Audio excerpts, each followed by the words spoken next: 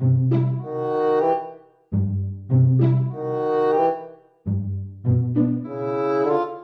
જો સાંભળો, તમારા પૈસા આજ તો હું બચાવીને આવી છું. શાકભાજી લેવા ગઈ છે એમાં હું પૈસા બચાવ્યા? હું શાક માર્કેટમાં શાક લેવા ગઈ ને એક જગ્યાએ છે ને 20 ની 500 દૂધી ને 30 ની કિલો હતી. દૂધી 20 ની 500 હતી તો 40 રૂપિયા 1 કિલો ના થાય તો તને 30 રૂપિયા કેમ કીધા? હા, ઈ લારી વાળો ઈ જ મને સમજાવતો હતો કે મોટા મોટા મોલમાં છે ને આવું જ બધા કરે એટલે હું આવું શીખ્યો. એવું તો ઈ હું મોલમાં શીખી રહ્યો.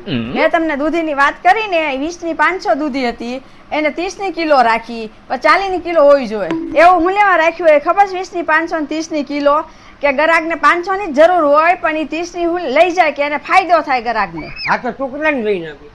હું તો 30 ની કિલો લાવી. લારી વાળા તને એટલું બધું સમજાવ્યું તોય તું 30 ની કિલો લઈને લઈ આવી? હા, મને ખબર છે એને સમજાવ્યું પણ આપણે તો 10 રૂપિયાનો ફાયદો થયો ને. તો એટલી બધી દૂધી તું લાવી શકતો એને કરીશ હું? હું કરીશ એટલે 2 દિવસ દૂધીનું શાક કરવાનું છે, તમારે જ ખાવાનું છે.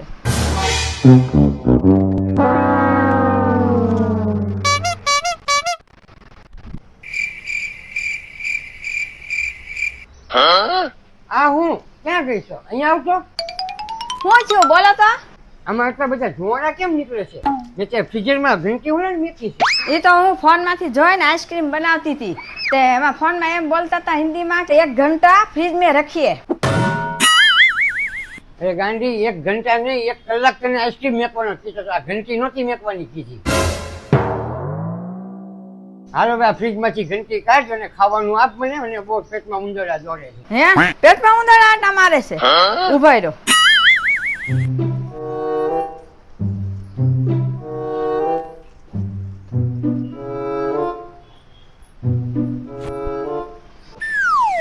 આલ્યો મેં ખાવાનું માંગ્યું ઠીકરે ક્યાં પકડાવે છે મને?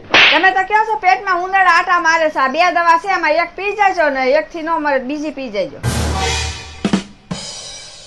આ ઉંદરા મારવાની દવા લાવી છે કે મને મારવાની દવા લાવી છે? જા ફટાફટ ખાવાનું લેતી આવ. જા. આ સાંભળી જો મારા પેટના ઉંદરા બધા મરી ગયા.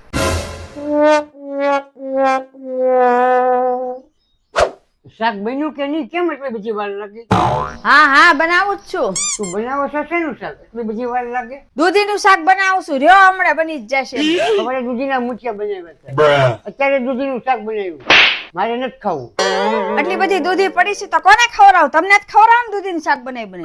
આ બાર ગાયું છે ને એને ખવડાવી દેજે. હું નથી ખાવાનો. હું તો જાઉં છું મારા ભાઈના ઘરે ખાવા.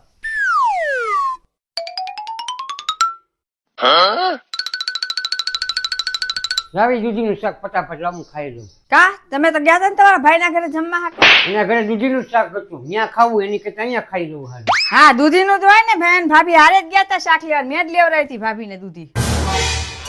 જે હોય એ મને ફટાફટ આપી દે. ભૂખ લાગી છે. જા હવે ઓલે ગાયના સાબડામાં નાખી દીધું છે ત્યાંથી લઈ આવો ને ખાઈ લો.